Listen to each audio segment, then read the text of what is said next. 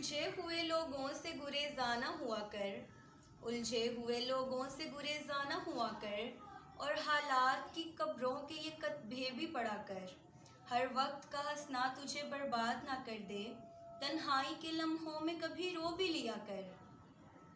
السلام علیکم everyone, as you know I am Sajal Baig. I hope آپ سب ٹھیک ٹھاک ہوں گے،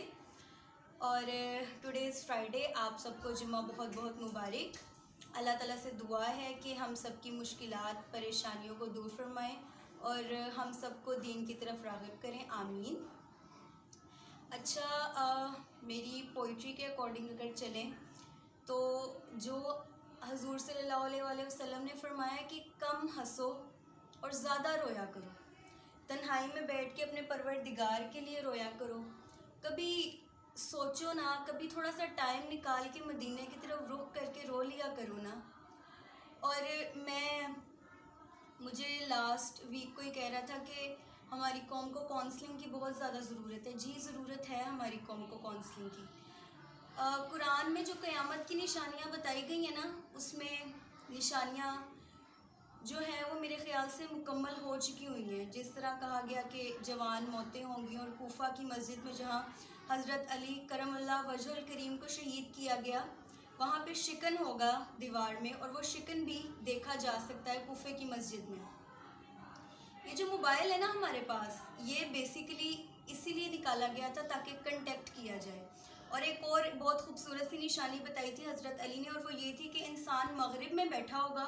اور مشرق میں دوسرا انسان بیٹھ کے اس سے کنٹیکٹ، اس کے ساتھ رابطے میں ہوگا۔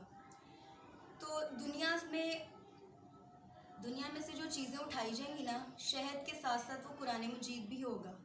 تو میرے خیال سے قرآن مجید ہمیں اتنا حفظ ہو جانا چاہیے کہ کل کو اگر اس دنیا سے، اس روح زمین سے قرآن مجید اٹھا بھی لیا جائے تو خدا نہ کرے اللہ تعالیٰ وہ وقت امت مسلمہ پہ نہ لائے کہ جس میں ہم یہ کہیں کہ ہاں قرآن کی تو ایک احادیث یا ایک آیت بھی یاد نہیں تھی۔ ہر انسان کا حساب، ہر انسان کا جو ہے وہ علیحدہ حساب ہونا ہے، میں یہ بات جانتی ہوں، لیکن حضور صلی اللہ علیہ وسلم نے یہ بھی تو فرمایا ہے نا کہ اگر تم نماز کے لیے اٹھو تو دوسرے کو کہو، چاہے وہ تم سے دشمنی پہ اتر آئے یا جو مرضی، لیکن تمہارا فرض ہے کہ تم دوسرے کو بھی جگاؤ کہ پلیز اٹھیں اور نماز ادا کریں۔ صاحب مسلمان، صاحب دین، آپ پر یہ فرض ہے۔ کبھی تھوڑا سا وقت نکالو، مدینے کی طرف بیٹھو، اور کون کہتا ہے کہ وہ صرف مدینے میں ہے، وہ تو عاشقوں کے سینے میں موجود ہے۔ کیوں نہیں سنتے ہیں وہ؟ توکل ہونا چاہیے، وہ ضرور سنتے ہیں۔ میں سوشل میڈیا سکرول کر رہی تھی، ٹک ٹاک، تو مجھے ایک انسیڈنٹ میرے فادر نے بھی شیئر کیا، اور انہوں نے مجھے کہا کہ سجل تم نے انسیڈنٹ دیکھے؟ میں نے کہا بابا کون سا نا، کیونکہ میرے پیپرز ہو رہے تھے اور میں کافی مصروف تھی، تو میں نے پوچھا بابا کون سا، اور انہوں نے مجھے کہا سجل وہ جو آئی گیس ان کا نام عامر تھا، تو بابا مجھے کہہ رہے کہ وہ 3 دفعہ ان کے کچھ ایشوز تھے ڈاکومنٹس میں، نیم کا ایشو تھا کچھ، تو وہ نہیں جا سکے نا، ایئرپورٹ سے ہی انہیں واپس بھیج دیا گیا، لیکن 2 to 3 ٹائمز پلین میں کچھ ٹیکنیکل ایشوز تھے جس کی وجہ سے پلین جو تھا وہ دوبارہ لینڈ کر جاتا تھا، اور پھر پائلٹ نے تنگ آ کے یہ فیصلہ کیا کہ عامر کو ضرور اپنے ساتھ لے کے جانا ہے۔ ان کا بلاوا آیا ہوا تھا نا، مدینے والے محبوب چاہتے تھے کہ یہ حاضری دیں، یہاں پہ حاضری لگوائیں، تو وہ گئے۔ اور مجھے ایک بہت ہی خوبصورت سا واقعہ یاد ہے، وہ کہتے تھے کہ میں ایک مرتبہ مدینے میں موجود تھا سجل، اور ایک پرانے سے لباس میں، کوئی اس کا اتنا کوئی قیمتی لباس نہیں تھا اس لیڈی کا، چونکہ روضہ رسول پہ خواتین کو زیادہ کلوز جانے کی اجازت نہیں ہے، تو وہ کہتے ہیں کہ روضہ رسول سے چند کلومیٹر کے فاصلے پر وہ بیٹھ کر اور رخ مصطفیٰ کی طرف کر کے تو بڑے سادہ الفاظ میں کہہ رہی تھی، الفاظ اس عورت کے ہیں، زبان میری ہے، انداز اس عورت کا ہے، اور اس عورت نے پنجابی میں بڑا خوبصورت سا فقرہ کہا تھا۔ اس کے جو فقرہ اس نے کہا تو اس کا ترجمہ یہ تھا کہ دیکھو لوگوں، دیکھو مجھ جیسی کو بھی یہاں پہ بلایا ہوا ہے،